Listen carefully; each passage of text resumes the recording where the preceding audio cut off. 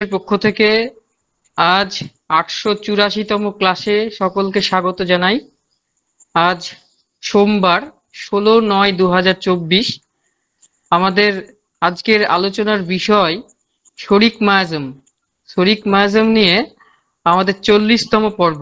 Chronic disease, হ্যানিম্যানের chronic disease বই থেকে আলোচনা করা হচ্ছে।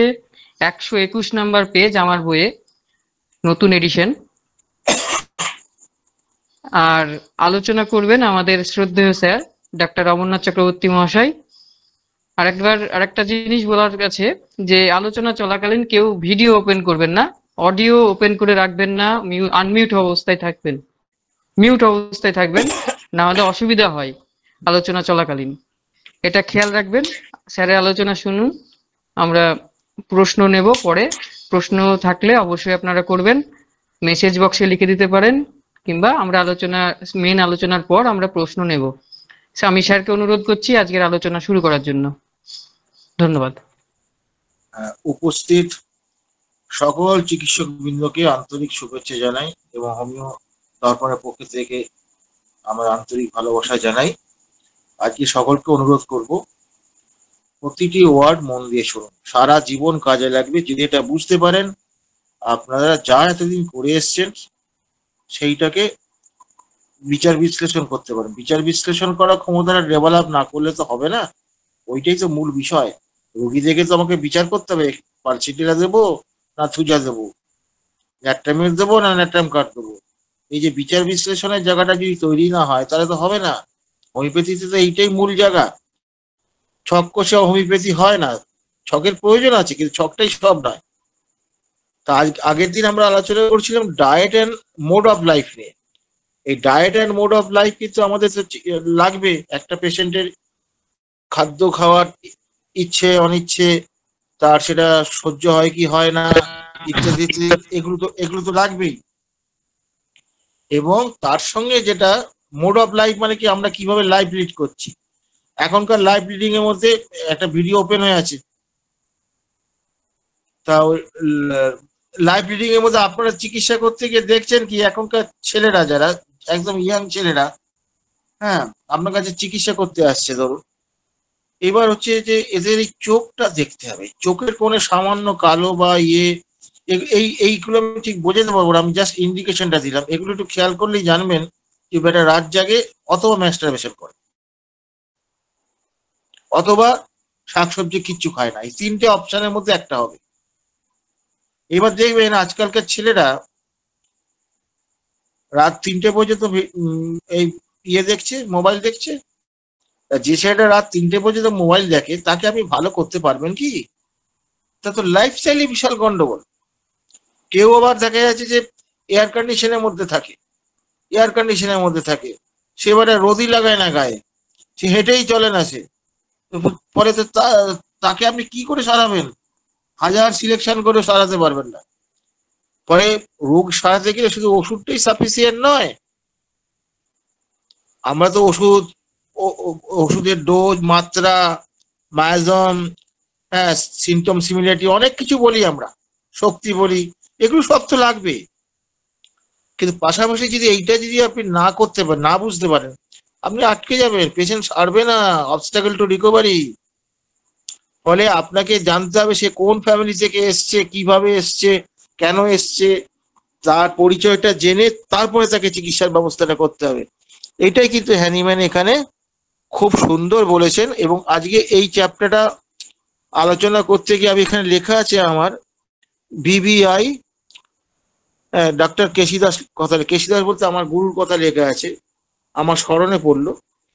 গুরু আমাদের একটা কথা বারবার বলতেন, সেটা হচ্ছে যে হ্যানিম্যান বলেছেন ইনোসেন্ট মিউজিক, ইনোসেন্ট ড্যান্স, এই ধরনের একটা কথা বলেছেন।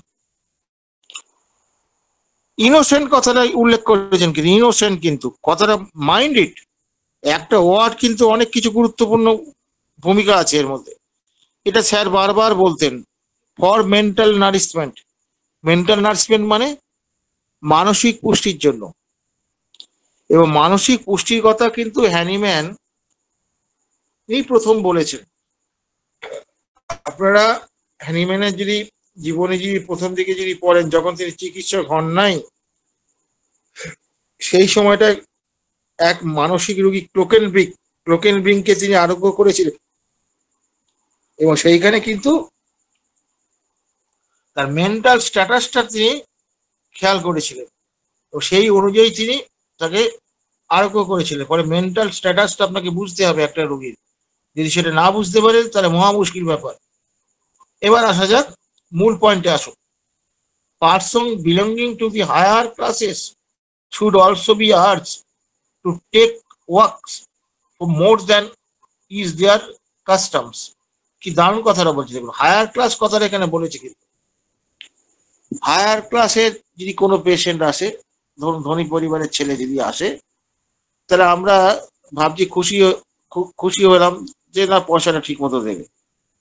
কিন্তু মজার ব্যাপারটা কি জানেন তো, আপনি একজন গরিব মানুষ, সাধারণ খেটে খাওয়া গরিব মানুষ, সে হয়তো পয়সাটা ঠিক দিতেও পারে, আবার কমও দিতে পারে, তাকে আপনি সহজে আরোগ্য করতে পারবেন।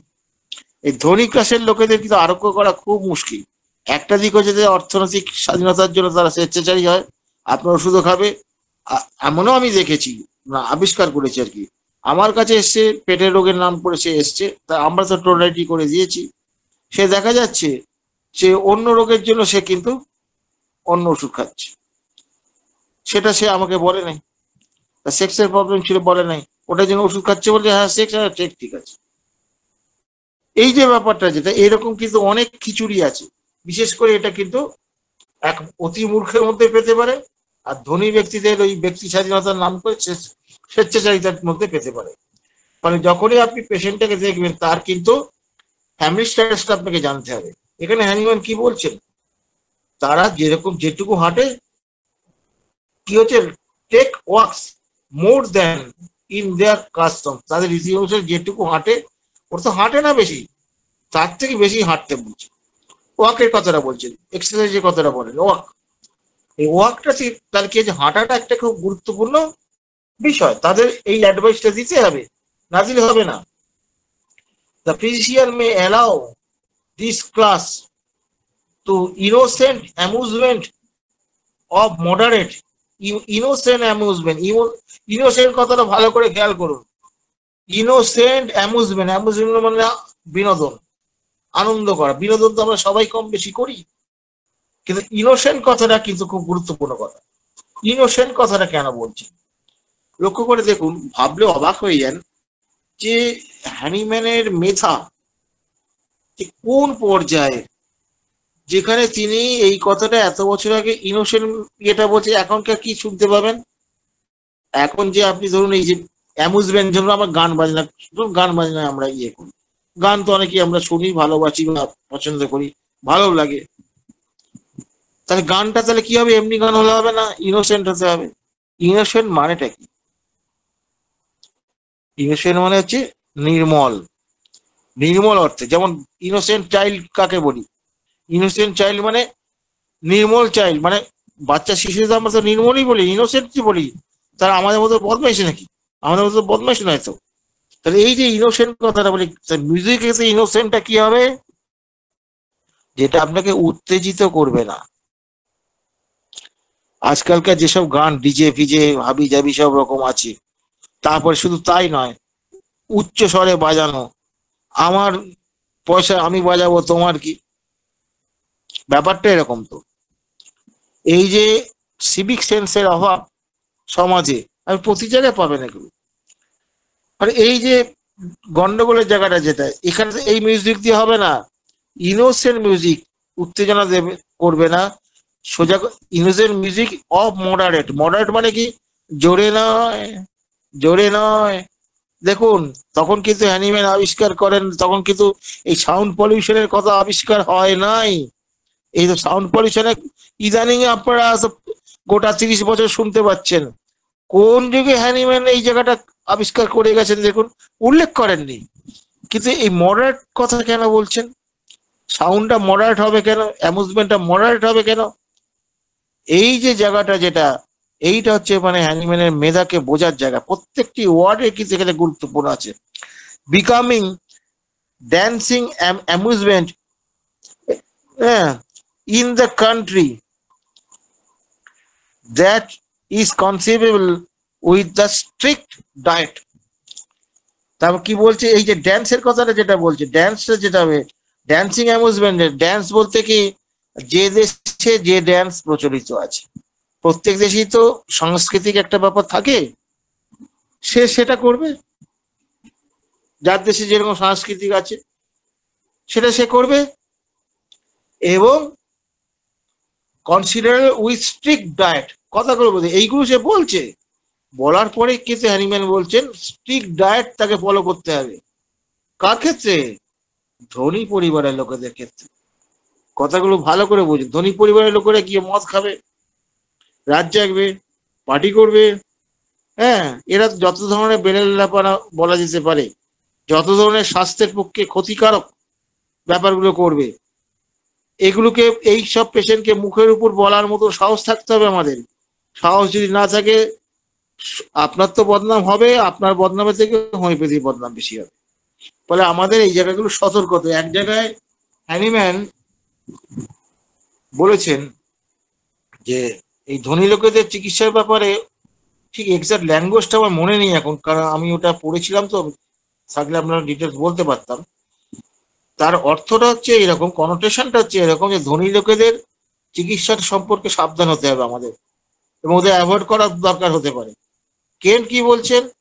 ডিটারমাইন্ড পেশেন্ট ছাড়া দেখবে না, কারণ ধনী ব্যক্তিরা ডিটারমাইন্ড নয়, আপনার কাছে দেখাবে, দেখা দেখে একজন কাছে চলে যাবে, এরকম করবে। এরা হচ্ছে 10 নৌকোই পা দেয়।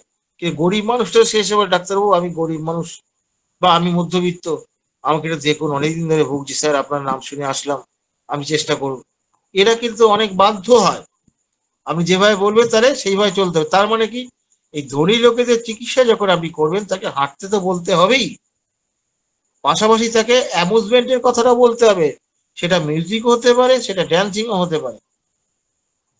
ড্যান্সিং মানে কোন ড্যান্স? প্রত্যেক দেশে কিন্তু ক্লাসিক্যাল ড্যান্স থাকে, প্রত্যেক দেশের প্রত্যেক জাতির কিন্তু একটা সাংস্কৃতিক বিষয় থাকে, সেটা যার যেরকম দেশে যেভাবে ডেভেলপ করেছে সেটা নিয়ে আমার বলার কিছু নেই, এবং সেই দেশের নিয়মে চলবে। তার ব্যাপার হচ্ছে যে ধনী লোকেদের চিকিৎসা করতে গেলে প্রথমে আপনাকে যেটা করতে হবে, তাদের হাঁটতে বলতে হবে, স্ট্রিক্ট ডায়েট মেনটেন করতে হবে, হ্যাঁ, আর তাদের ওই কি করতে হবে, ইনোসেন্ট অ্যামুজমেন্ট দিতে হবে। সোজা কথায় অনুত্তেজকর, ইনোসেন্ট মানে নির্মল, হ্যাঁ, বা আরো সোজাভাবে যদি বলা যায় মৃদু, এটাও বলতে পারেন। মৃদু, মডারেট কথাটা খেয়াল করেছেন? দেখুন হ্যানিম্যানের লেখার মধ্যে এক একটা ওয়ার্ড যেন এক একটা অর্থ বহন করছে, আপনি কোনটাকে বাদ দেবেন? মুশকিল কোথায় জানেন? আমাদের ইংরেজি নলেজ তো কম, যার জন্য এগুলো পড়তে গিয়ে হোঁচট খেতে হয়। তাহলে এই জায়গাটা বুঝলাম। তাহলে ধনী ব্যক্তিরা যদি আসে, তাহলে আমরা কিন্তু সেরকম ভাবে তাকে এইভাবে বলবো। Also social meeting with acquaintances. Social meeting মানে কি? সামাজিক মেলামেশা। উইথ অ্যাকাউন্টেন্সেস মানে যাদের পরিচিত লোকেদের, পরিচিত লোকের সঙ্গে মেলামেশার ব্যাপারটা তাকে বলতে হবে। সেখানেও খেয়াল করতে হবে কাদের সঙ্গে সে মেশে, কি মেশে। এবার ধরুন পার্টি যদি করে, পার্টির লোকেদের সঙ্গে সেখানে কি করবে? মদ খাবে, সিগারেট খাবে, অন্যান্য রিচ ফুড খাবে, রাত জাগবে, হই হুল্লোড় করবে, অবান্তর হই হুল্লোড় করবে, এইগুলো তাদের তো চলবে না। এই জায়গাগুলো তো আপনাকে বলতে হবে, আর যদি সে কথা না শোনে তাকে ছেড়ে দিতে হবে, কারণ না শুধু শুধু বদনাম নেবেন কেন? বদনাম নেওয়ার তো কোনো প্রশ্ন নেই আপনার। and where conversation is a cheap amusement, এবং এই ক্ষেত্রে কি হচ্ছে, এদের ক্ষেত্রে কি হচ্ছে, কনভারসেশন মানে পরস্পরের আলোচনা, যেটা এটা হচ্ছে চিপ অ্যামুজমেন্ট, মানে এটাই হচ্ছে তাদের বিনোদন। কাদের ক্ষেত্রে? না, যখন সোশ্যাল মানে সামাজিক লোকের সঙ্গে যখন মেলামেশা করছে, তখন কথাবার্তাটাই তো অ্যামুজমেন্ট। আমার সঙ্গে 4 জন দেখা হলো, বা আপনার 4 জন বন্ধুর সঙ্গে দেখা হলো, তার সঙ্গে গল্প গুজব করে, সেটাই তো অ্যামুজমেন্ট, সেটাই তো বিনোদন। মনটা একটু হালকা হয়ে গেল, বিভিন্ন রকম গল্প হলো, হাসি ঠাট্টা মজা অনেক কিছু হলো, আবার সিরিয়াস কথাও কিছু হলো। অনেকদিন পরে দেখা হয় না, তুই তো আমার খবর নিস না, হ্যাঁ তুই ভুলে গেছিস, এসব অভিমানও হয়, অনেক কিছু হয়। দেখবেন পুরোনো বন্ধুদের সঙ্গে যখন আপনার মিলিত হলেন, এর মনটা কত হালকা হয়ে গেছে দেখবেন। মনটা কত হালকা হয়ে গেছে দেখবেন, মনটা কত মানে আনন্দে ভরে গেছে দেখবেন।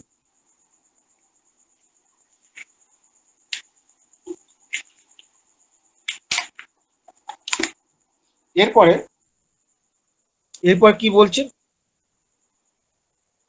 He will not keep them from enjoying harmless music. তাদের কি করতে বলছে, হার্মলেস মিউজিক। দেখুন ওই কথা বলেই হ্যানিম্যান থামলেন না, হার্মলেস মিউজিকের কথা তিনি বলছেন। তারা হার্মলেস মিউজিককে এনজয় করে। হার্মলেস মিউজিক মানে এইটা তো, তার হার্মলেস মিউজিক বুঝতে গেলে মিউজিক সম্পর্কে আপনার ধারণা থাকা দরকার। মজার ব্যাপারটা হচ্ছে কি, হ্যানিম্যান নিজেও কিন্তু একজন ভালো মিউজিশিয়ান ছিল, মিউজিক খুব ভালো তিনি বুঝতেন।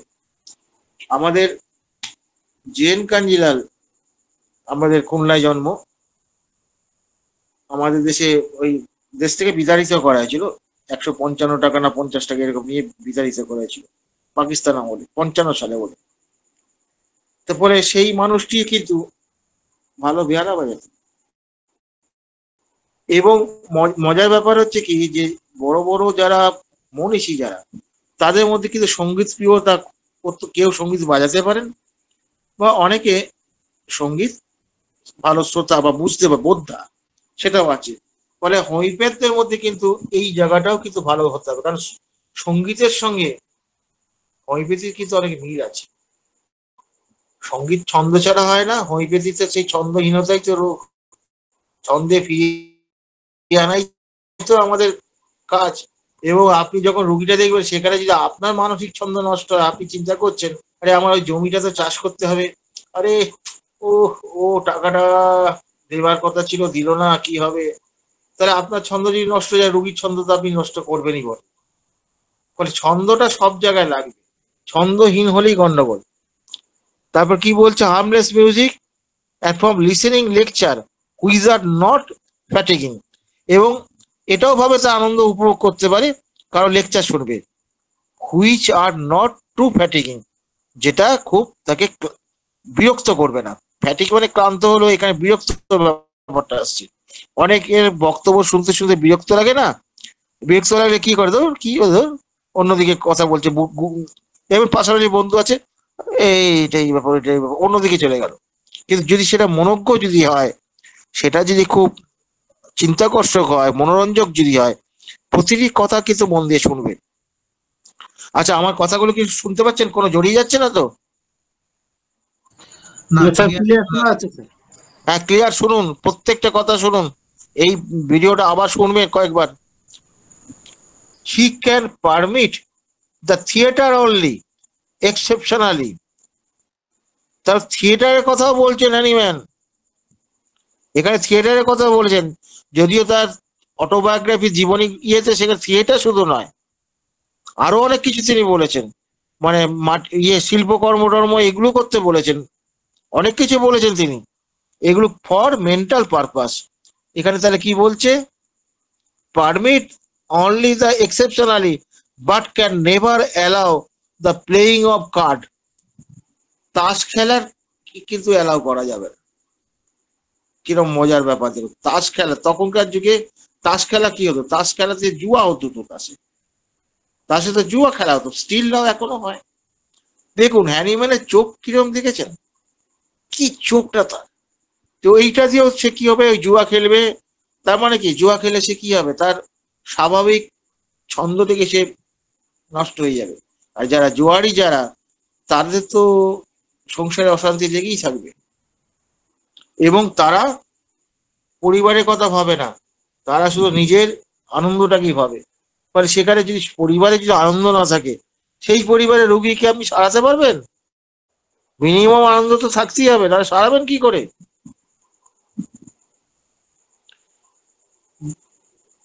The physician will moderate to frequent riding and driving।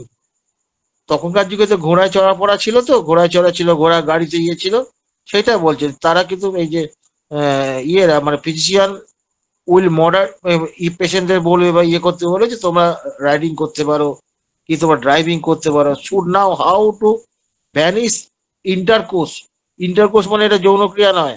Intercourse মানে একটা ভালো মানে আছে, সেটা হচ্ছে মানুষের সঙ্গে মিলন বা মানুষের সঙ্গে মেলামেশা করা। হ্যাঁ, এই অর্থে এখানে বলেছে। পরে ইন্টারকোর্স অবশ্য আবার ওই যৌন অর্থে বলেছেন উনি। ভ্যানিশ মানে কি বাতিল করা আর কি। হ্যাঁ,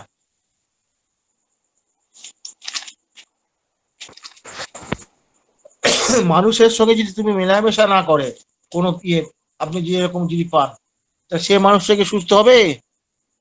সে তো সুস্থ হবে না, তাকে আপনি সুস্থ করতে পারবেন না। এইবার দেখুন এরপরে কি আসছে। হ্যাঁ,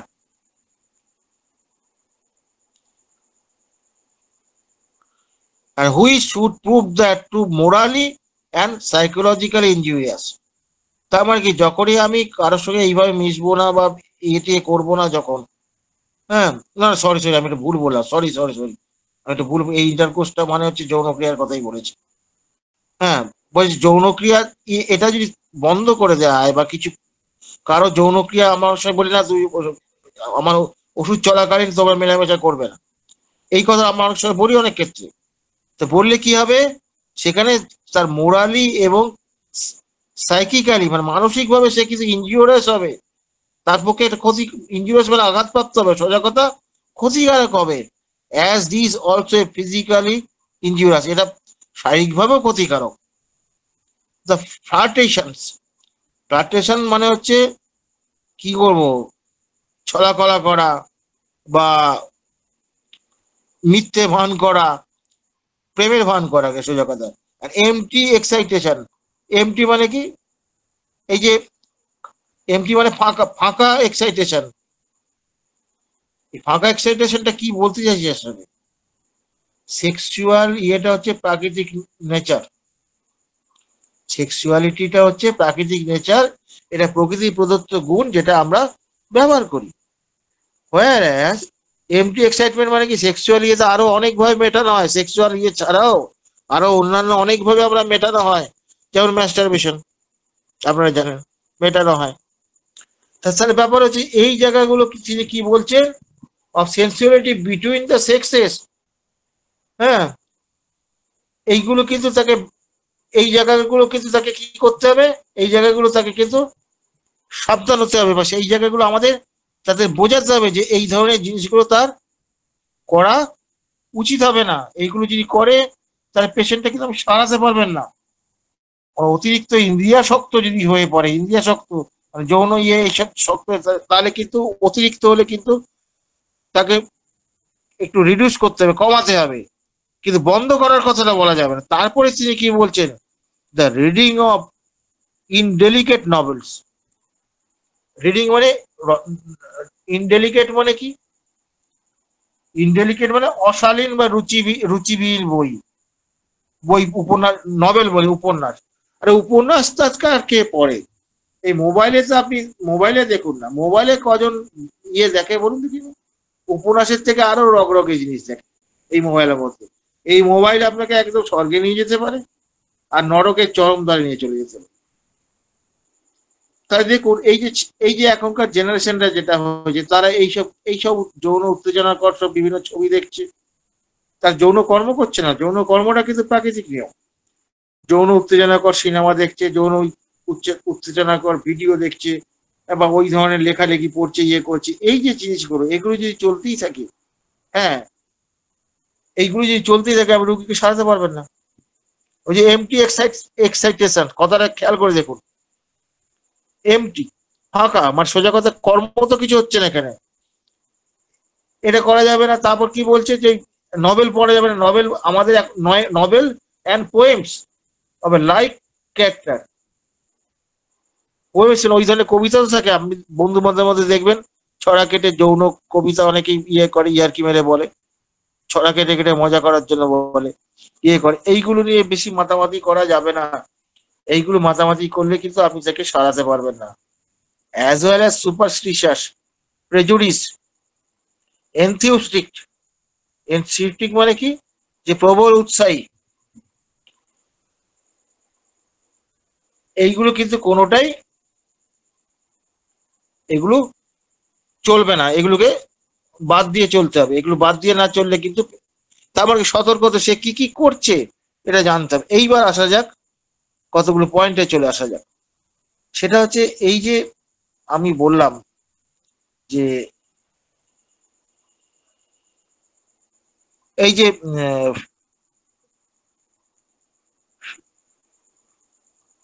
ফ্লার্টেশনস, যেটাকে বললাম যে ছড়া কলা বললাম বা প্রেমের ভান করা বললাম ইত্যাদি ইত্যাদি। দেখুন এই যে বর্তমান যুগটা আপনি দেখতে পাচ্ছেন, এই বর্তমান যুগে প্রেমের ভান এইসব তো আছেই, যেটাকে আমরা খুব চলতি কথা যেটা কি কি বলি আমরা পরকীয়া বলি। পরকীয়া প্রেম এরকম তো আপনি দেখতে পাই, প্রেমের ভান করছে বা ইয়ে করছে, পরকীয়া প্রেম। দেখুন এবার এবার একটা এই আলোচনা ঢোকার আগে আমি একটা ছোট্ট ইন্ট্রোডাকশন দিয়ে ঢুকছি, তাহলে আপনি জিনিসটা বুঝতে পারবেন, বুঝতে সুবিধা হবে, মানে হ্যানিম্যানিয়ান চিন্তাধারাটা কিভাবে করতে হয়। যেমন ধরুন দুধ, দুধ একটা খুব পুষ্টিকর খাদ্য, ডিম একটা পুষ্টিকর খাদ্য, কিন্তু বহু মানুষ এগুলো খেলে অসুস্থ হয়ে পড়ে। ফলে যে অসুস্থ হয়ে পড়ে সে তো পুষ্টিকর বলবে না। তাহলে এখন প্রশ্ন হচ্ছে যে দুধ কি পুষ্টিকর, দুধ কি ক্ষতিকারক? দুটোই সত্য। তাহলে দুধ যদি বলি যে পুষ্টিকর, তাহলে এটা পরম সত্য নয়, এটা আংশিক সত্য। আবার যদি বলি যে দুধ ক্ষতিকারক বা ডিম ক্ষতিকারক, তাহলে এটা হচ্ছে কি আংশিক সত্য, সম্পূর্ণ সত্য নয়। তার মানে কি এই যে আংশিক সত্য সম্পূর্ণ সত্য নয়, এই যে তার মানে পৃথিবীতে কোনো অ্যাবসলিউট ট্রুথ বলে কিছু নেই। আপনি যাই বিশ্বাস করুন না কেন, বিশ্বাস আপনি করতে পারেন অনেক কিছু অ্যাবসলিউট ট্রুথ। অ্যাবসলিউট ট্রুথ কোনটা হয়? ল, ল, এ ল অফ সিমিলার্স। তারপরে ইনওয়ার্ড টু আউটওয়ার্ড ম্যানিফেস্টেশন, এই যে আরোগ্যের ল বা আরোগ্যের ল রিলেটেড যেসব ল আছে যেটা প্রকৃতির ল, এইগুলো কিন্তু ফিক্সড, এগুলো কিন্তু পরিবর্তন হয় না, এগুলো কিন্তু ফিক্সড। বাকি সব কিন্তু ক্ষেত্র বিশেষে সত্য, ক্ষেত্র বিশেষে মিথ্যে। ল কখনো সত্য মিথ্যের ঊর্ধ্বে, এরা সত্য মিথ্যের ঊর্ধ্বে, বরঞ্চ এদের স্বতঃসিদ্ধ বলা যেতে পারে। এবার আসা যাক এই ফ্লার্টেশন, যেটা প্রেমের ভান করা ইত্যাদি, এই যে ব্যাপারগুলো যেটা দেখছেন, যেমন ধরুন কেউ প্রেমের ভান করল, ছেলেই হোক মেয়েই হোক, আজকাল কেউ কম যায় না ভাই। হ্যাঁ, প্রেমের ভান করলো তো সুযোগ বুঝে কেটে পড়লো, সুযোগ বুঝে কেটে পড়লো, ভালো কিছু পেয়ে গেল কাউকে, তার থেকে আর্থিক দিক থেকে ভালো আর কি বলতে চেয়েছি, সে তাকে ল্যাং মেরে চলে গেল। তাহলে এইটা একটা হতে পারে প্রেমের এই যে ভাবটা। তাহলে এইটাকে কি আমরা সামাজিকভাবে স্বীকৃতি দেই? আমরা তাকে বেঈমান বলি বা অমানুষ বলি। আমরা তাকে আমরা কিন্তু শাস্তি দিতে পারি না, প্রেম কেউ ভেঙে দিলে তাকে আইনত শাস্তি দিতে পারি না। এবার ধরুন যদি পরকীয়া যদি হয়, স্বামী স্ত্রীর মধ্যে যে কেউ পরকীয়া করতে পারে, এই পরকীয়া যদি করে সেটা কিন্তু সোশ্যালিও যেমন নিন্দার ব্যাপার, ধরা পড়লে কিন্তু আইন আদালতের মধ্যেও সে চলে যাবে শাস্তিযোগ্য অপরাধ। তাহলে দেখুন এটা একটা পরকীয়া হল, এটা শাস্তিযোগ্য অপরাধ। এই পরকীয়া নিয়ে বলি, পরকীয়াকে আমরা কেউ সমর্থন করি না, সমর্থন করতেও পারবো না, বিবেকবোধ সম্পন্ন মানুষ করতে পারে না। কিন্তু এই পরকীয়ায় যখন দেখা যাবে একজন বিপ্লবী করছেন, বিপ্লবী কি করছেন? দেশের স্বার্থে, তার জাতির স্বার্থে যখন বিপ্লবী যখন তার শত্রুপক্ষের খবর নেওয়ার জন্য, গুপ্ত খবর নেওয়ার জন্য সে পরকীয়া করছেন, সেখানে তারা তো দেহকে বিলিয়ে দিয়েছেন, তার জন্য বিলিয়ে দিয়েছি তিনি শত্রুর এমন তত্ত্ব আবিষ্কার করলেন যাতে বিপ্লবীদের বিরাট সুবিধা হলো, তখন কিন্তু আমরা তাকে পরকীয়া বলতে পারবো না। কারণ তার উদ্দেশ্যটা হচ্ছে কি মহৎ উদ্দেশ্য, দেশ জাতিকে বাঁচাবার জন্য সে কি করলো? আত্মবলিদান করলো, সে শহীদ হলো, সম্মান করি। এবার একটু অন্য জায়গায় আসুন, আপনাদের প্রত্যেক দেশে খুন খারাপি হয়, মার্ডার হয়। মার্ডার কোন দেশে হয় না? সব দেশই হয়। আমরা যদি কাউকে মার্ডার করি তাহলে কিন্তু আমি জনতা কি করবে সেটা বলছি না, আইনগতভাবে আমরা শাস্তিযোগ্য, আমরা শাস্তি পাবো, আইন আদালত আমাদের শাস্তি দেবে, সে যে শাস্তি দেবার দেবে। আমরা মার্ডার করলাম। কিন্তু একজন সৈনিক যদি শত্রুকে মার্ডার করে, তখন কি তাকে আমরা শাস্তি দেবো? দুটোই তো মার্ডার, এটাও মার্ডার ওটাও মার্ডার। মোডাস অপারেন্ডির পার্থক্য, এই মার্ডারটা আমি ব্যক্তি স্বার্থে করছি, হ্যাঁ, বা আমার জাতিগত স্বার্থে করছি, হ্যাঁ, বা অন্য কোনো স্বার্থে করছি আমি, কিন্তু দেশের জন্য যখন আমি মার্ডার করছি, যখন আমার শত্রুকে, তখন দেশের মানে সমগ্র জাতির স্বার্থে করছি। এটা কিন্তু মহান বিষয়। তাকে আমরা জাতীয় পুরস্কার দেব কি তাকে আমরা সম্বর্ধনা যাব, তাকে স্যালুট জানাবো? তা দেখুন, দুটোই তো খুন। দেখুন, একটা খুনের ক্ষেত্রে আমরা তাকে শাস্তি দেবো, একটা খুনের ক্ষেত্রে তাকে আমরা শ্রদ্ধা করব। তার মানে বুঝতে পারছেন, খুন মানেই সে খারাপ, এটা বলা যাবে না। হোমিওপ্যাথির ক্ষেত্রে প্রতিটি ক্ষেত্রে এইরকম বিচার করতে, কোনো জিনিস 100% এটাই খারাপ এটা বলা যাবে না, এটাই ভালো এটা বলা যাবে না। আমি এমন পেশেন্টে পেয়েছি, ডাবের জল খেয়েছে, তার 5 মিনিটের মধ্যে নাক দিয়ে সর্দি লেগে গেছে। আমি তাকে বলছি, ধর এটা হতেই পারে না। কিন্তু আমি দেখেছি, শশা খেলে দেখেছি, এরকম দেখেছি। তো ফলে এটা বলা যাবে না। আবার এও দেখেছি যে খাঁটি ঘিয়ের লুচি খেলে পরে তার কিছু হয় না, আর যদি রিফাইন আমাদের যে রাইস ব্র্যান মানে কি তুষের তেল, যেটা তার মধ্যে ফ্যাট খুব কম থাকে, সেই তেলে যদি লুচি করে তার গ্যাস অম্বলে ভর্তি হয়ে যায়। আর ব্যাখ্যা কি করে দেবেন? চলতি প্রচলিত ব্যাখ্যা, ওই যে প্র্যাকটিস অফ মেডিসিন বলুন, সেখানে যে ব্যাখ্যা দেওয়া আছে, ফ্যাট বেশি হলে তোমার সহ্য হবে না, ফ্যাটে এই করবে ওই করবে, এই গল্প সবার জন্য নয়। ওটা ওটা আংশিক সত্য, সবার ক্ষেত্রে সত্য হবে না। এই যে সবার কার ক্ষেত্রে সত্য হবে কার ক্ষেত্রে সত্য হবে না, এইটাকে বুঝে নেওয়ার ক্ষমতাটাই অর্জন করতে হবে আপনাদের। এইটা যদি আপনারা অর্জন করতে পারেন, তাহলে আপনারা অনেক দূর এগিয়ে যাবেন। এইবার হচ্ছে কি, এই চ্যাপ্টার লাস্টে একটা স্টার্ট দেওয়া আছে, সেই স্টার্টটার কিন্তু কিছু ব্যাখ্যা আছে, সেখানে হ্যানিম্যান কিছু ব্যাখ্যা করেছে, সেটা আমি একটু করছি।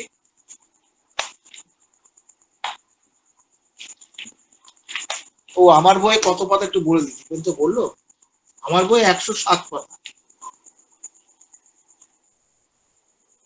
এখন 8 পাতা পড়ছে। এখানে কি বলছে, এখানে বলছে physicians frequently wish to assume importance by forbidding without exception of the sexual intercourse to chronic patient who are married. দেখুন, আমি একটু আগেই বলেছি যে আমরা অনেকেই সেক্সুয়াল কন্ট্যাক্ট করতে বারণ করি আমরা। আমরা করি তো। এখানে হ্যানিম্যান বলছেন যে ক্রনিক পেশেন্টের ক্ষেত্রে আমরা অনেক সময় কিন্তু আমরা তাকে বারণ করি, আমাদের ধারণা থেকে বারণ করি, তাকে নিষেধ করি, না এটা তুমি করবে না, আমার ওষুধটা এখন চলবে, আমি যখন বলবো তখন তুমি করবে। But if both parties are able and disposed to it, such a interdict is, to say the least, ridiculous, as neither nor will be obeyed. মজার ব্যাপারটা কি বলছেন, যে এই ধরনের যখন দুজন কাপল যখন তার সেক্সুয়াল ফাংশন করার সমর্থ আছে, তার এটা করতে পারে, তাকে নিষেধ করলাম, এই নিষেধাজ্ঞা সে মানবে না। হ্যাঁ, নর উইল নট ওবেট, মানবে না। তাহলে কিরকম হলো? মানবে না। তাহলে এই যে ঘটনাটা যখন মানবে না, তাহলে এই ধরনের আমরা নির্দেশ দেবো কেন? নির্দেশ দেবো কারণ যেখানে এবেল আছে, মানে করতে পারবে যেটা, সেখানে কিন্তু আমাদের দেয়া চলবে না, নিষেধ করা যাবে না। এবং সে যদি করে, সে যদি ওরকম মেলামেশা যদি করে, সেক্সুয়াল অ্যাক্ট করে, তার জন্য কিন্তু তার ফ্যামিলির কোনো অসুবিধা হবে না, ফ্যামিলির কোনো ক্ষতি করবে না, বরঞ্চ সে ভালো থাকবে। No legislature should give law, legislator যারা আইন প্রণয়ন করে আর কি, বিধানসভা বলে, এখানে তার বিধানসভা হবে না, এখানে হচ্ছে আইনটা বা লটা ডাক্তারই বলবে। হ্যাঁ, should give laws, can not be kept nor control, which would cause even greater mischief if kept. ওই যদি আমরা এরকম জোর করে বা করে যদি এগুলোকে বন্ধ করার চেষ্টা করি, সেটা একটা গ্রেটার মিসচিফ, সেটা একটা মারাত্মক ক্ষতিকর ব্যাপার হয়ে যাবে আমরা যদি বন্ধ করতে পারি। If one party is incapable of sex, যদি ওদের মধ্যে একজন যদি সেক্সুয়াল ফাংশন যদি করতে না পারে, সেই ক্ষেত্রে তাকে বলবো যে তুমি সেক্সুয়াল কন্ট্যাক্টটা করো না, তুমি সেটা করবে না। Homeopathy only interferes with the matter through medicine. Homeopathy কি করবে, মেডিসিনের দ্বারা এই এই বিষয়টার অংশগ্রহণ করবে, তার মানে কি আরোগ্যে অংশগ্রহণ করবে। So as to make the party that the incapable of sexual intercourse, যাদের সেক্সুয়াল ইন্টারকোর্স করতে পারে না তাকে কি করবে, সক্ষম করে তুলবে। তারপরে হ্যানিম্যান বলছে থ্রু দ্য অ্যান্টিসোরিক, ব্যাকেটে লিখছে অ্যান্টিসিপিলিটিক রিমেডিস। দেখো কোন গ্রুপের ওষুধ লাগবে সেটাও কিন্তু তিনি বলে দিচ্ছেন, অ্যান্টিসোরিক, অ্যান্টিসিপিলিটিক। তাহলে এই যে ব্যাপারটা, তা ড্রাগ সিলেকশন করতে গেলে পরে আমাদের কিন্তু এই জায়গাগুলো ভাবতে হবে। তবে সাইকোটিক মেডিসিন যে আসে না তা না, কিন্তু পরে, সাধারণত প্রথমে আসে না। কিন্তু আমাদের প্রেজুডিস হলে হবে না, কারণ ব্যাপার হচ্ছে যে হ্যানিম্যান বলেছেন বলে চোখ বুঝে শুধু আমরা এই দুটোর মধ্যে খুঁজবো তা তো নয়। আমার টোটালিটি করে যেটা পাবো সেটা দেবো। হ্যানিম্যান যেটা তিনি দেখেছেন তার সময়, সেই সময়টা কি দেখেছেন না, এটা শরিক এবং সিপিলিটিক। সিপিলিক, অ্যান্টিসিপিলিটিক ড্রাগগুলো এখানে বেশি লাগে। হ্যাঁ, এই কথাটা তিনি বলেছেন। তার দেখা যাচ্ছে কি সেক্সুয়ালের একটা ফাংশন এমন আছে। এই সেক্সুয়াল ফাংশন বলতে কি আমি একটা কথা বলি, আমার আরেকজন স্যার ডক্টর ডি রায়, এখন তিনি আর নেই, মারা গেছেন। তা আমার আর্লি প্র্যাকটিস, মানে তখন সবে আমি 2-4 বছর প্র্যাকটিস করছি, এরকম একটা ব্যাপার। তা কোনো এক সূত্রে আমাকে বললো একজন গরিব মানুষ, তাকে সহযোগিতা করতে হবে। তা আমি আমার কেস রেকর্ডিং আমি করে নিয়ে গেলাম, করে নিয়ে আমি ডক্টর ডি রায়ের কাছে গেলাম। ডি রায়ের কাছে গিয়ে আমি বললাম, স্যার এরকম গরিব মানুষ, আমি ডি রায়কে দিয়ে পুরোপুরি ফ্রিতে করাতে চাইলাম না, কারণ উনি তো সময়টা দেবেন, এটা আমার অভ্যেস নয়। তখন আমি নিজের পকেট থেকে আমি টাকা দিয়েছিলাম, 50 টাকা দিয়েছিলাম। স্যার তখন 20 টাকা ফেরত দিয়ে উল্টাকে দিয়ে দিলেই হবে, বেশি দিতে হবে। তখন স্যারের ভিজিট ছিল 100 টাকা। শুনে টুনে বলে, না এটা ইনকমপ্লিট আছে, তুই আবার যা। আবার একদিন গেলাম, আমার থেকে অনেকটা দূরে বাড়ি থেকে, তখন আমি বিয়ে থা করিনি কিছু। তা সেই পেশেন্টটা গেলাম, আবার রেকর্ডিং করলাম, বলে সেক্সুয়াল ফাংশনটা নে। ওই পেশেন্টটা অ্যাকচুয়ালি প্যারালাইটিক পেশেন্ট, সে বিছানাতেই পায়খানা পেচ্ছাপ করে, সে চিত হয়ে শুয়ে থাকে, মাঝে মাঝে বসিয়ে দিলে বসে থাকে, কিন্তু হাঁটাচলা করতে পারে না। এই হচ্ছে পেশেন্ট। তো স্যার সব শুনলেন, ইয়ে করে ওনাকে মেডিসিন সিলেক্ট করে আর বলে দিলে সেক্সুয়াল ফাংশনটা ব্যবস্থা করতে হবে তোকে। আমি, স্যার ওটা কি করে হবে? এটা আমাকে স্যার বলে দিয়েছে। হ্যাঁ সরি, বলতে ভুল করে, স্যার ওই জায়গাটা আমাকে খেয়াল করতে বলছে। তখন আমাকে ভদ্রলোক বলেছেন যে আমার খুব সেক্সের ইচ্ছে হয়, কিন্তু আমার স্ত্রী বলে তুমি তো উঠতে পারো না, তুমি কি সেক্স করবে? সেটা বলতে বলতে উনি কান্নাকাটি করেছেন। তো ডিটেলস কি আমি স্যারকে বললাম, স্যারকে বলা বলে সেক্সের ব্যবস্থা করতে হবে। স্যার তখন আমাকে, স্যার কি করে হবে স্যার? তখন স্যার বলছেন যে এখানে তো স্ত্রী হয়তো স্যাটিসফ্যাকশন হবে না, তার স্যাটিসফ্যাকশন যদি না দিস তাহলে এই পেশেন্টটা কিন্তু সারবে না। অবস্ট্যাকল টু রিকভারি, তাকে বললাম যে ও চিতে শুয়ে আছে, ওর তো ইচ্ছে আছে, ফলে ওর তো পেনিস খারাপ হচ্ছে, তো অসুবিধা কিছু নেই। এবার ব্যাপার হচ্ছে ওইভাবে তাকে মিটিং করতে। স্যার বললেন যে পারলে প্রতিদিন মিট করবে। তো তার স্ত্রী কিন্তু বাধ্য হয়ে সেটা করেছিল এবং তার অসাধারণ রেজাল্টও পেয়েছে, আনবিলিভেবল রেজাল্ট।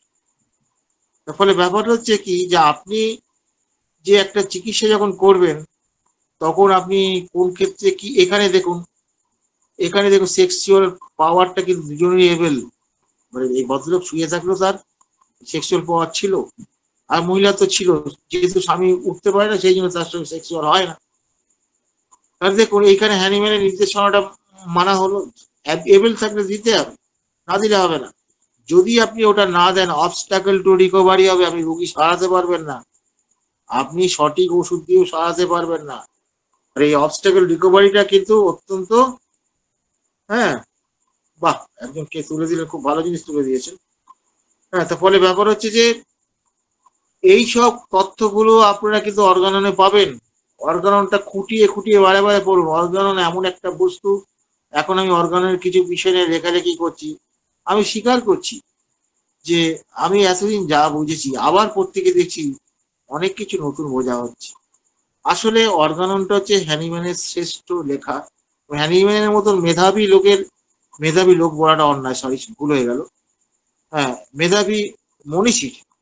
মেধাবী মনীষীর লেখা আমাদের মতো সাধারণ লোকের পক্ষে বোঝা এত সম্ভব না। ওই জন্য আমাদের মাঝে মাঝেই পড়তে হবে, যত পড়বো তত আমরা শিখব। এই হচ্ছে কথা। আজকে আলোচনা এইটুকুই শেষ করলাম। এখানে অনেক সিনিয়র হয়তো আছেন, তারা যদি এটা যোগ করবেন। যোগ করার পর যদি না থাকে তখন আমরা ইয়েতে চলে যাব, ওই প্রশ্নোত্তরে চলে যাব। ধন্যবাদ সকলকে, ধন্যবাদ।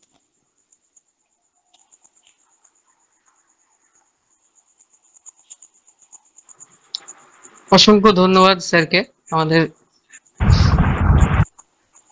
হ্যাঁ, আচ্ছা, আমরা এবার দ্বিতীয় পর্বে চলে যাব। আমাদের মাঝে পার্থ প্রদীপ চৌধুরী স্যার উপস্থিত আছেন। আমি স্যারকে অনুরোধ করছি আজকের আলোচনার বিষয় যদি কিছু অ্যাড করেন স্যার।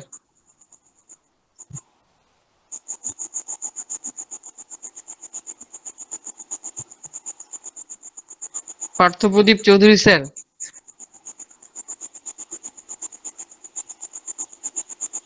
স্যার মিউট হয়ে আছেন। খারাপ। হ্যাঁ স্যার, শোনা যাচ্ছে।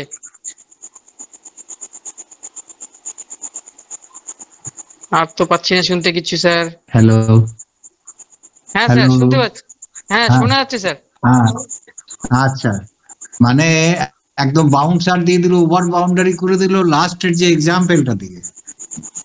অসাধারণ অসাধারণ, দারুণ একটা ক্লাস। তুই ডিরার কথা মনে আছে তো? ডিরার কথা, অর্গানন, হ্যাঁ হ্যাঁ, ডিরার কথা মনে আছে তো? তুই ডিরার কথা তোর মনে আছে তো? যাবে কোন মেডিসিনে কে বলি রে, সব মনে পড়ছে? ডিরার কথা তোর মনে আছে রে পার্থ? হ্যাঁ মনে আছে, খুব মনে আছে। আমি গেছি তো ওনার কাছে।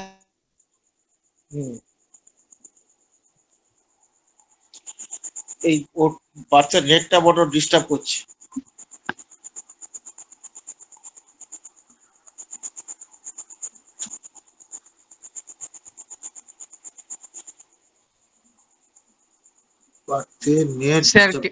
হ্যাঁ স্যারকে শোনা যাচ্ছে। নেটওয়ার্কটা খুব গন্ডগোল করছে। আচ্ছা বলি, এটা খুব ভালো ক্লাস হলো, বিশেষ করে লাস্টে যে এক্সাম্পলটা দিয়েছে, ওই যে প্যারালাইটিক পেশেন্ট গিয়ে তাকে স্যারের কথা মতন গিয়ে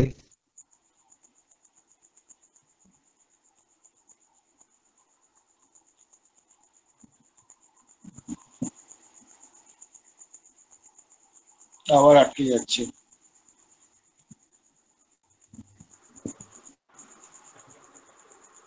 আবার স্যার শোনা যাচ্ছে না। সেক্সুয়াল মিট করলো, সেই সময়তেই কিন্তু আমি ওই জন্য থামিয়ে রেখেছিলাম আর কি, নেটের গন্ডগোলের জন্য। তা একটা অসাধারণ রেজাল্ট পাওয়া গেছে। এই জায়গাগুলো আমাদের খেয়াল করা ভীষণ দরকার এবং এই উদাহরণ থেকেও শেখার আছে। যাই হোক, অর্গাননের কথা বলেছে, কিন্তু এই প্রসঙ্গে আমার বারবার যেটা মনে হচ্ছিল, এই অ্যাফেরিজম 5 এর কথা, এই কথাগুলো সব কিন্তু অ্যাফেরিজম এক্সপ্লানেশন নেই, কিন্তু কথাগুলো আছে। মানে in those investigation the ascertainable physical constitution of the patient, especially when the disease is chronic, his moral and intellectual character, his occupation, mode of living and habits, his social and domestic relations, his age, sexual function, etc. are to be taken into consideration. তাহলে এই যে এই আমরা chronic ডিজিজের এর যেন একটা বিশদ ব্যাখ্যা দেখলাম, এবং সেই জায়গাগুলো খুব ফ্যামিলি, তার অকুপেশন, আজকে দিন সেই ডায়েট ফাংশনের উপর একটা বিস্তৃত আলোচনা হলো। এই জায়গাগুলো খুব সুন্দর হয়েছে। আমরা অ্যাফেরিজম 5টাকে এর সাথে কনসিডার করব, এইটাই। আর শুনি কে কি বলবে, শুনি। দারুণ সুন্দর। এবং আমাদের একটা বিবেচনা করতে হবে যে হ্যানিম্যান এটা কোন সময়তে এই রাইটিংসটা লিখছেন, আজ থেকে প্রায় 200 বছর আগে।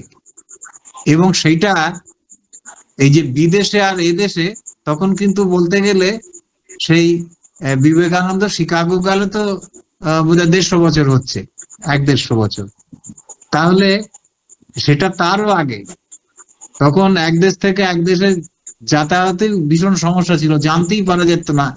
তা সেই সময় আর আজকের সোসাইটি আজকেও কত সত্য, যেন মনে হচ্ছে এখনকারই আমাদের দেশের এই ঘটনাগুলো। কিন্তু ভারতবর্ষের প্রেক্ষিত আজকে এটা ভীষণ সত্য, বা ভারতীয় উপমহাদেশেও ঠিক একই কথা। কিন্তু সেই সময় তিনি তো সেই ফ্রান্স, জার্মানি সেই সব করে বেড়াচ্ছেন। হ্যাঁ, তা সেই সময়কার লেখা আজকেও যেন কত বেশি প্রাসঙ্গিক। তাহলে কত আগে সেই লেখাগুলো আজকে কত বেশি প্রাসঙ্গিক, এবং এইটা আমরা যত ভালোভাবে বুঝতে পারবো এবং আমাদের রোগীদের উপরে অ্যাপ্লিকেশন করতে পারবো, সেখানেই কিন্তু আমাদের সার্থকতা হবে। ধন্যবাদ, এইটুকু বললাম।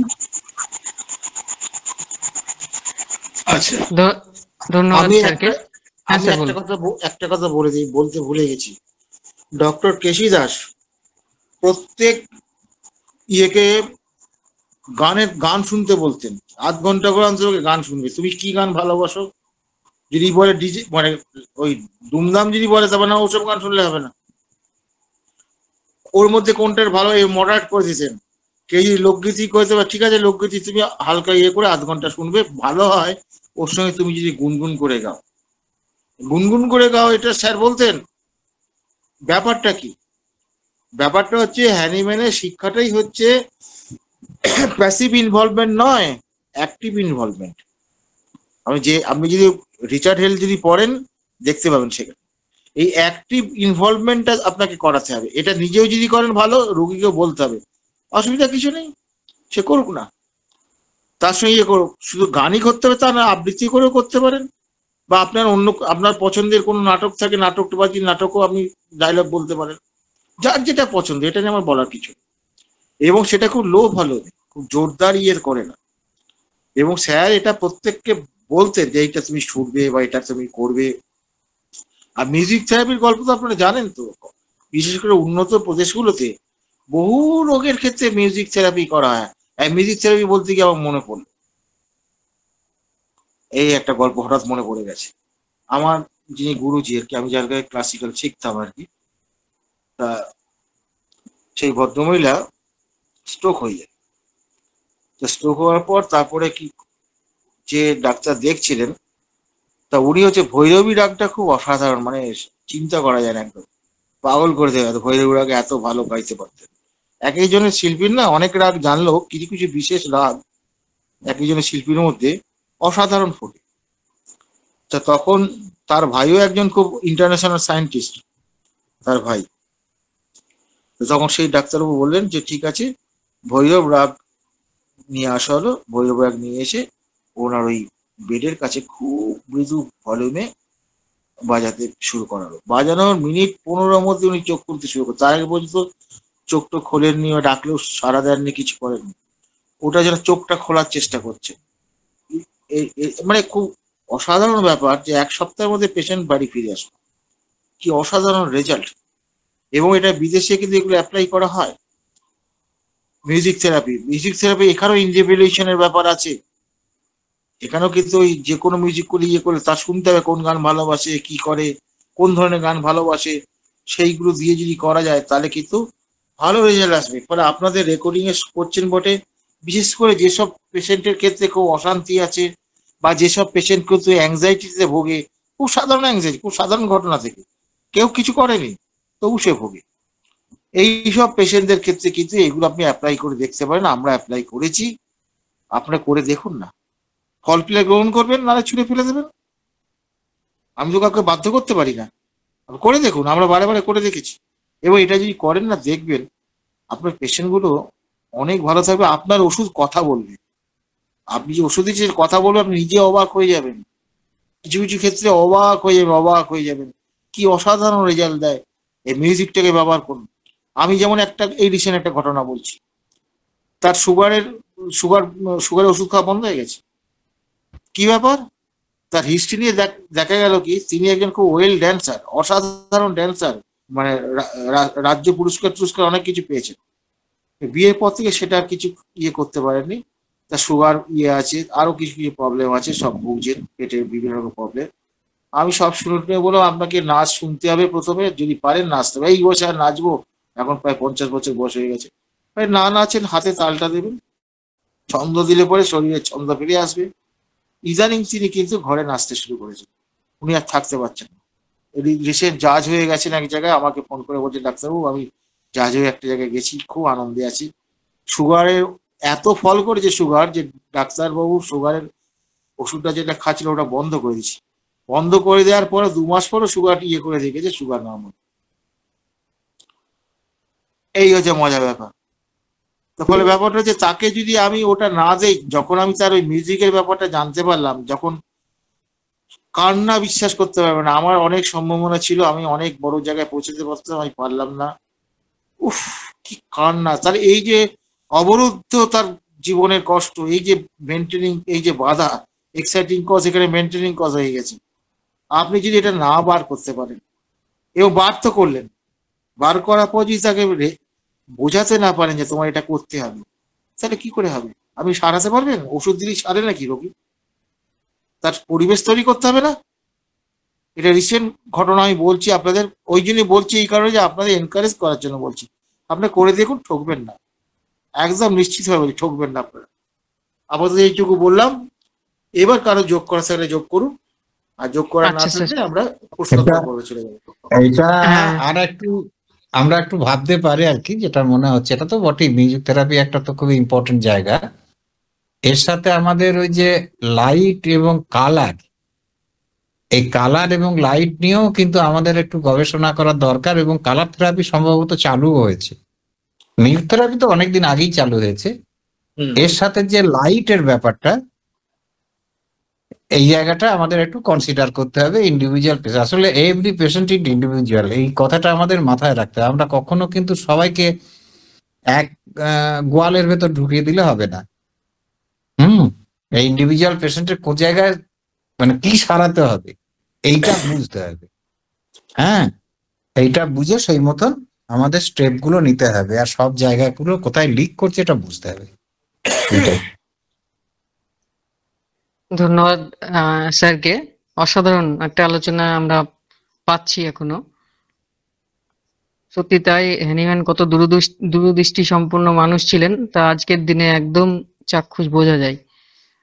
আমাদের মাঝে রিপন স্যার আছেন, আমি রিপন স্যারকে একটু বলছি, স্যার আপনি যদি কিছু বলেন স্যার আজকের আলোচনার বিষয়ে। আসসালামু আলাইকুম স্যার, সকলে ভালো আছেন? নমস্কার স্যার, ভালো। মানে স্যার বলুন।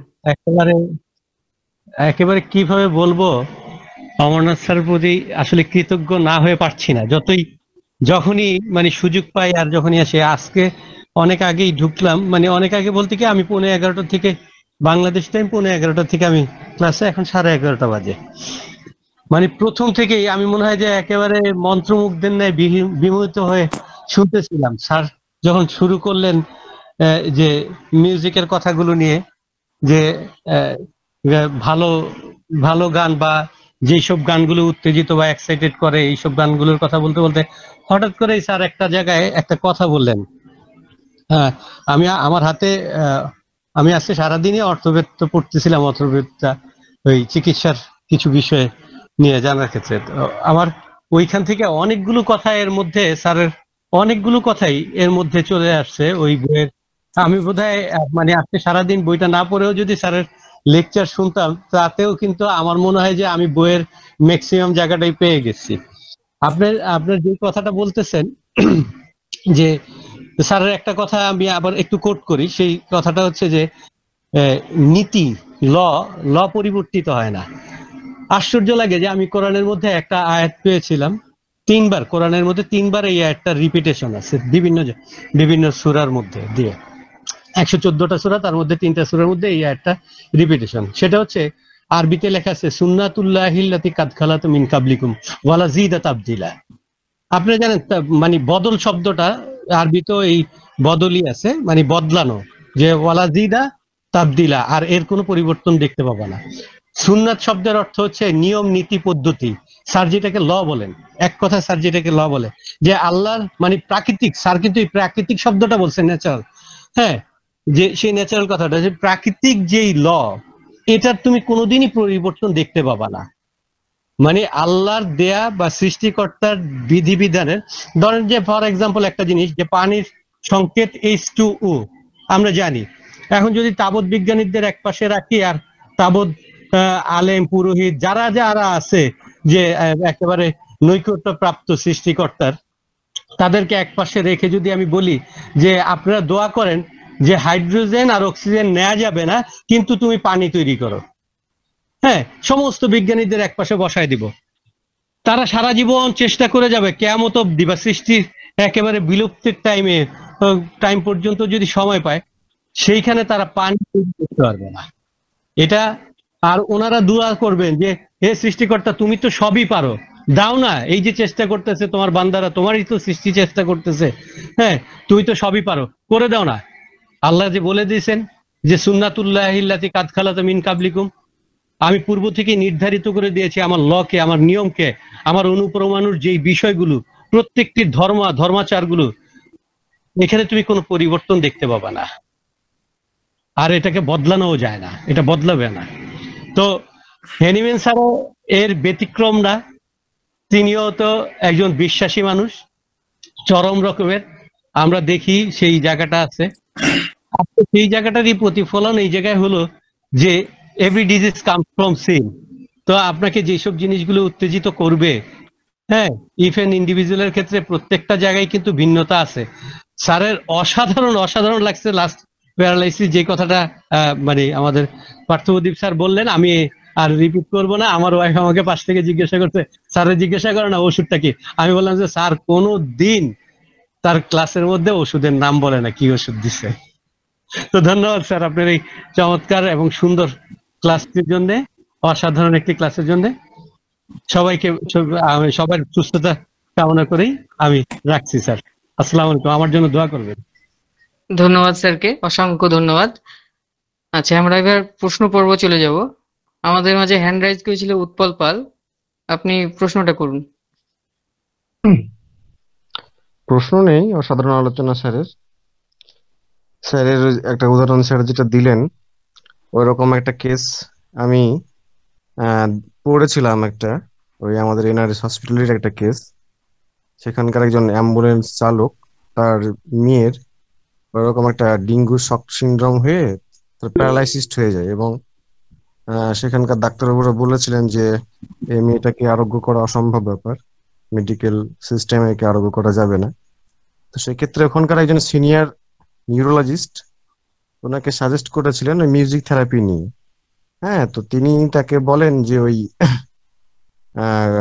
দরবারি কানাডা রাগ শোনার জন্য প্রত্যেক দিন 1 ঘন্টা করে তাকে সন্ধ্যার দিকে এবং সকাল সন্ধ্যা দুবেলা করে দরবারি কানাডা রাগ শোনার জন্য। তাতে যদি তার কোনো ইমপ্রুভমেন্ট হয়, কোন একজন বিখ্যাত শিল্পীর কণ্ঠে যে দরবারি কানাডা রাগ শোনা হয়, সেক্ষেত্রে কোনো ইমপ্রুভমেন্ট হওয়ার সম্ভাবনা থাকতে পারে। তো সেই ক্ষেত্রে সেটা করার পরে প্রায় 1 মাস পর সেই মেয়েটার চোখ দিয়ে আস্তে আস্তে টস করে জল ঝরে আসে। সেটা লক্ষ্য করে ডাক্তাররা তো বেশ খুব উৎফুল্ল, তার বাবা খুব উৎফুল্ল, এবং আস্তে আস্তে মেয়েটা রিকভারি করে যায়। তো স্যারের এই যে বিষয়টা স্যার যেটা বললেন আর কি, এবং ব্যক্তিগতভাবে আমার জীবনেও তো সেটা অবশ্যই কাজে লেগেছে। আমি যখন একসময় ডিপ্রেশনে ছিলাম, তখন স্যার আমাকে তবলা বাজানোর জন্য বলেছিলেন, এবং তবলা বাজানোতে আমার প্রচুর ডিপ্রেশন গুলো কেটে গিয়েছে, এবং এখনো তো বর্তমানে যখনই সমস্যায় পড়ি তবলা নিয়ে, গান বাজনা নিয়ে থাকলে অবশ্যই ভালো থাকি। এটাই বলার ছিল। অসংখ্য ধন্যবাদ স্যারকে, এবং আজকের প্রত্যেকজন উপস্থিতি, সম্মানীয় উপস্থিতি, ধন্যবাদ। ধন্যবাদ উৎপলকে, একটা ছোট্ট সংযোজন করলেন, খুব ভালো লাগলো। আচ্ছা, আমাদের মাঝে হ্যান্ড রাইজ করেছেন আসমার আক্তার, আপনি বলুন, আপনি হ্যান্ড রাইজ কেন করেছেন, কোনো প্রশ্ন আছে কি? জি, আমি আমার ওয়াইফের আইডি দিয়ে ঢুকছিলাম আলোচনাটা শুনতে। তো এই বিষয়ের উপর একটা প্রশ্ন না, আমার আলাদা একটা প্রশ্ন হলো, একটা পেশেন্টকে চড় মারছিল কানের মধ্যে আর কি, বাম কানে থাপ্পড় দিছিল আর কি। তো এখন আর কানে শুনতে পায় না, এমনি ব্লিডিং হয়েছে না, অন্য কোনো সমস্যা নাই, শুধু কানে শুনতে পায় না, টোটালি বাম কানে শুনতেই পায় না। এর জন্য আর্নিকা দেওয়া হয়েছিল, কিন্তু কোনো রেজাল্ট পাইতেছি না। আগে দেখতে হবে ড্যামেজ হয়ে গেছে কিনা, ওটা টেস্ট করাতে হবে যে। হ্যাঁ, চোট চোট লেগেছিল কি? জি, হাতে জোরে আগে ওই বাম কানে। সেন্টারটা ঠিক আছে কিনা, হিয়ারিং সেন্টার বা হিয়ারিং ওই জায়গাটা অ্যাপারেটাস গুলো ঠিক আছে কিনা, আগে ওই টেকনিক্যাল পরীক্ষাটা তো করতে হবে। শুধু চোট বললেই আর্নিকা দিলে তো হবে না, আমরা তো এই পরীক্ষাটা করাতে হবে, বুঝতে পেরেছেন তো? জি, আমি বুঝতে যেমন পারছি। আমি একটা কেস বলছি, ওই জিপে করেছিল, তার ডান ডান কপালে এখানে আঘাত লাগে, লাগার পর তার চোখের দৃষ্টিটা চলে যায়, আমার কাছে এসেছিল। তা আমি রিপোর্ট টিপোর্ট সব দেখলাম, ওখানে বলছে ওরা লস্ট লস্ট লিখে দিয়েছে, যা ডিটেলস যা লিখে দিয়েছে। আমরা বাবা এ হবে না, না আপনি একটু দিয়ে দেখুন। আমরা না হবে না, আমি তোমাকে দেবো কেন? এই টেকনিক্যাল ব্যাপারগুলো জানতে হবে, নাহলে হাসির খোরাক হয়ে যাবে।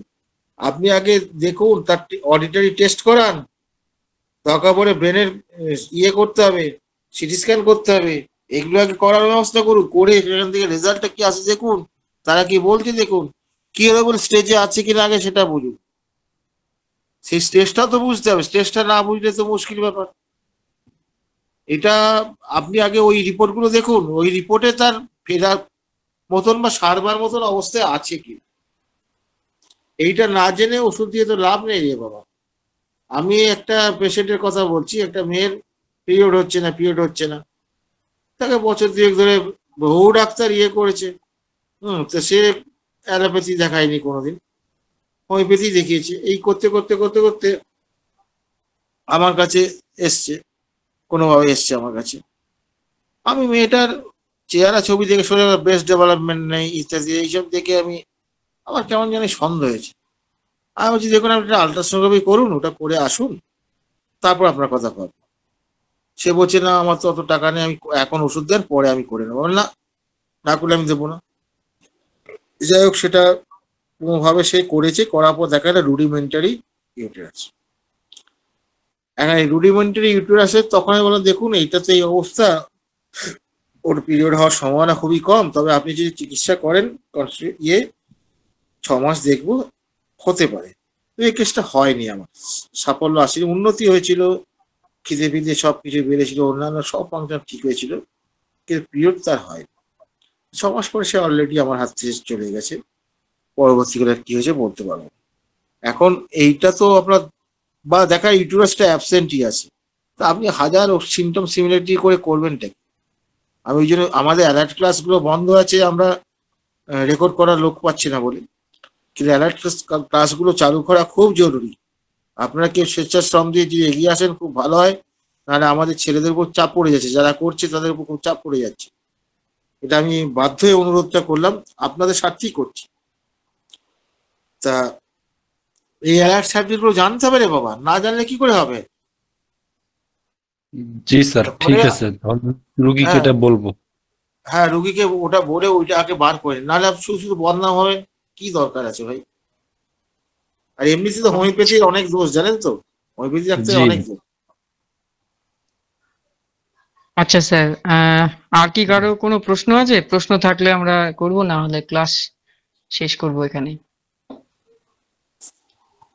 আজকের আলোচনার বিষয়ে আর কারো কোনো প্রশ্ন আছে?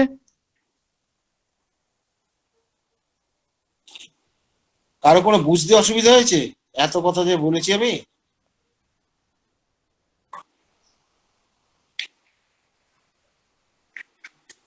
না স্যার, কারো কোনো পাচ্ছি না। একজন আনমিউট হয়েছিলেন, SK মন্ডল। আচ্ছা, তাহলে স্যার আমি কারো প্রশ্ন দেখছি না, আপনি অনুমতি দিলে আমরা ক্লাস শেষ করব স্যার। হ্যাঁ, শেষ করে দিচ্ছি। রিপন স্যার আবার হাত তুলেছেন। হ্যাঁ স্যার, রিপন স্যার কি বলছেন, বলুন স্যার। স্যার বিষয়টা মানে ক্লাস সম্পর্কিত না, একটু অনভিপ্রেত, কেউ কিছু মনে করবেন না।